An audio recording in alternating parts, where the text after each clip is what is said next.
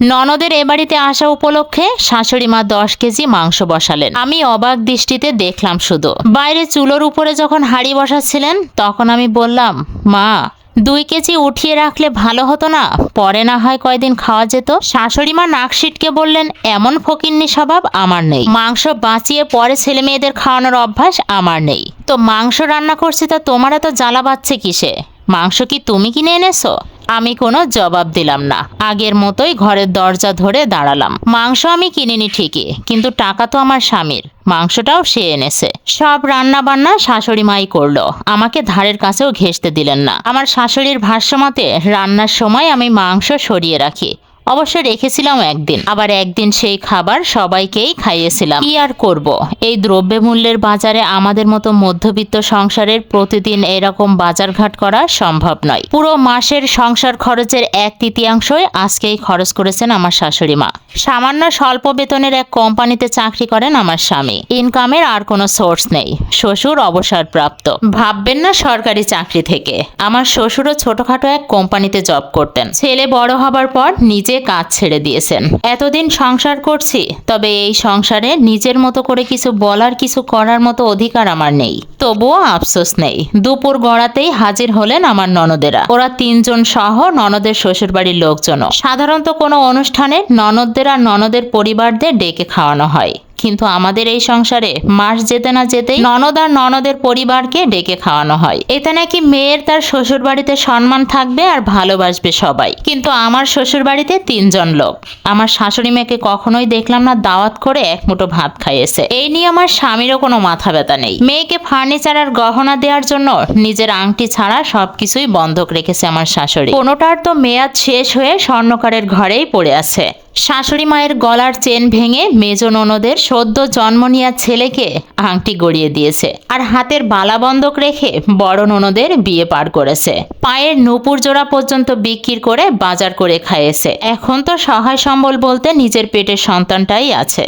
একে একে সবাই টেবিলে বসলো, কেউ বা সোফায়, আবার কেউ বা টেবিলে। আজ দেখলাম আমার মতো শাশুড়ি মাও হাড়ি থেকে মাংস সরাচ্ছে। হয়তো ভাবলাম পরের দিন খাবার জন্য।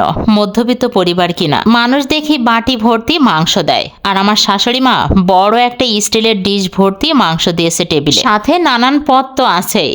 আমি বসে মোবাইল টিপছিলাম আর দেখছিলাম। আমার আজ কাজ করা বারণ। সবাই আলু ভাজি, ডিম ভাজি, পুরি বাদেই সব মাংস দিয়েই খাচ্ছে। কেউ বা ভাত পোলায়ের সঙ্গে, আবার কেউ বা হাতে হাতে করে খাচ্ছে। খাক, পেট ভরে খাবে, তাছাড়া আর কি। আর এদিকে আমার খিদেই পেটের ভিতরে জ্বালা শুরু হয়ে গেছে। সকাল থেকে না খেয়ে, রান্না করতে না দিলেও জোগাড় যন্ত্র সব আমাকে দিয়েই করিয়েছে। বলতে গেলে শাশুড়ি মা শুধু খুন্তি নেড়েছেন। কাটা কোটা বাটা ধোয়া সব কিছু আমার। ওদের সবার খাওয়া শেষ হতেই টেবিলের কাছে গেলাম। বাটিতে 10-12টা মাংস আর ঝোল ছাড়া আর কিচ্ছু নেই। তবে হাঁড়ি ভর্তি ডাল আর ভাজিগুলো রয়ে গেছে ঠিকই। রিজিকে যা আছে আলহামদুলিল্লাহ। প্লেটে খাবার বেড়ে খাওয়া শুরু করলাম। এদিকে শাশুড়ি মা এসে বললেন, টেবিলে এসেই খাওয়া শুরু করে দিয়েছো? থালা বাসনগুলো ধুয়ে খেতে বসলে কি এমন হবে? আমিও তো খাইনি এখনো। এগুলো ধুয়ে নিয়ে এসো, তারপর খাওয়া যাবে। আমি খাবারের প্লেটটা রেখে এটো বাসনগুলো গোছাতে শুরু করলাম। 9 মাসের গর্ভবতী আমি। না খেয়ে থাকলে ভীষণ কষ্ট হয়। যেদিনই এ বাড়িতে মেহমান আসে সেদিনই আমার খাওয়া চাঁদে উঠে যায়। মা কিন্তু পারতেন আমার খাওয়া শেষ হলে তারপর এটো বাসনগুলো ধোয়ার কথা বলতে। আমার খেতে কতক্ষণই বা লাগতো। ক্ষুধা পেটে খুব তাড়াতাড়ি খাওয়া হতো। এটো বাসনগুলো রান্নাঘরে ধুচ্ছিলাম। চোখে রীতিমতো অন্ধকার দেখছি। কষ্ট করে তাও ধুলাম। একা হাতে এতগুলো এটো বাসন ধোয়া কম কথা না। এটো বাসনগুলো ধুয়ে টেবিলে আসতেই দেখলাম শাশুড়ি মা খাবার শেষ করে হাত ধুচ্ছেন। আমার কেমন যেন কষ্ট অনুভব হচ্ছিল। উনি আমাকে দেখে বললেন, খিদে পেয়েছিল তাই খেয়ে নিলাম, তুমিও খেয়ে নাও, টেবিলে ডাল রাখা আছে। আর অন্যান্য যা তরি তরকারি বেঁচে ছিল সেগুলো উঠিয়ে রেখেছি, পরে আবার লাগবে। তাড়াতাড়ি খেয়ে নিয়ে টেবিলটা পরিষ্কার করো। আমি সত্যি কিছুটা অবাক হয়ে চেয়ারের পর বসে পড়লাম। সত্যিই টেবিলের উপরে হাঁড়ি ভর্তি ডাল ছাড়া আর কিচ্ছু নেই। শাশুড়ি মায়ের প্লেটের দিকে তাকালাম একবার। হাড় চর্বি সবকিছু পড়ে আছে শাশুড়ি মায়ের প্লেটে। চোখে জল জমলো আমার। নিজেকে বোঝালাম কি নির্লজ্জ হয়ে গেছি আমি। সামান্য মাংস ভাত নিয়ে বাবা তো আমাকে কম খাওয়ায়নি। বাড়ির বউদের সবকিছুই মেনে নিতে হয়। ডাল তো কি হয়েছে, কিন্তু মন তো মানে না। এত কিছু রান্না হয়েছে আর আমি খাবার সময় কিছুই পেলাম না। ভাতের সাথে ডাল দিয়ে মাখিয়ে খেয়ে নিলাম। টেবিলটা পরিষ্কার করে মাত্র শুয়েছি, এমন সময় স্বামী এলো ঘরে। মুখে আজকে বেশ হাসি তার। মধ্যবিত্ত সংসারে একটু ভালো মন্দ রান্না হলে এমনিতেই আনন্দ লাগে। মাংস ওনার খুব পছন্দ। মনে হলো আমি না হয় নাই পেলাম, উনি তো খাক। সারাদিন এই সংসারের জন্য উনি প্রচুর কষ্ট করে, আজ উনি তৃপ্তি ভরে খাক। খুশি মনে ডাইনিং এ গেলাম। ভাত বেড়ে নিয়েই শাশুড়ি মাকে বললাম, মা আপনার ছেলে এসেছে, ভাত খাবে, মাংস কোথায়? তখনই ছোট ননদ বলে উঠল, সব মাংস আবার খাইয়ে দিও না মা, আমরা কিছু কিছু নিয়ে যাব, রাতে আবার গিয়ে রান্না করব নাকি? বড় ননদ বলল, মাংসটা খুব টেস্টি হয়েছে, সন্ধ্যায় কিন্তু মাংস রুটি খেয়ে তবেই বাড়ি যাব। শাশুড়ি মা মুখে পান গুজে বললেন, তোদের জন্য আলাদা করে উঠিয়ে রেখেছি মা, বাড়ি যাওয়ার সময় নিয়ে যাবি। দুপুরে খাবার শেষে যেগুলো বেঁচেছিল সেগুলো উঠিয়ে রেখেছি, সন্ধ্যায় রুটি বানিয়ে দেব, খেয়ে যাস। বৌমা তুমি বরং আরিফকে ডাল আর এক পিস ডিম দিয়েই খেতে দাও, মাংসগুলো না হয় থাক, আমার মেয়ে জামাই আর নাতিরা খাবে।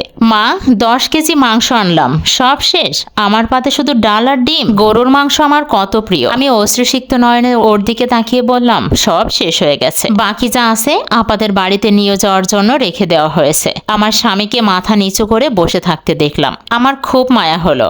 আরিফ উঠে দাঁড়িয়ে বলল, আজ ভালো মন্দ বাড়িতে রান্না হয়েছে দেখে পেট ভরে খাবো বলে তাড়াতাড়ি বাড়ি ফিরলাম। ধ্যাত, খাবই না আমি।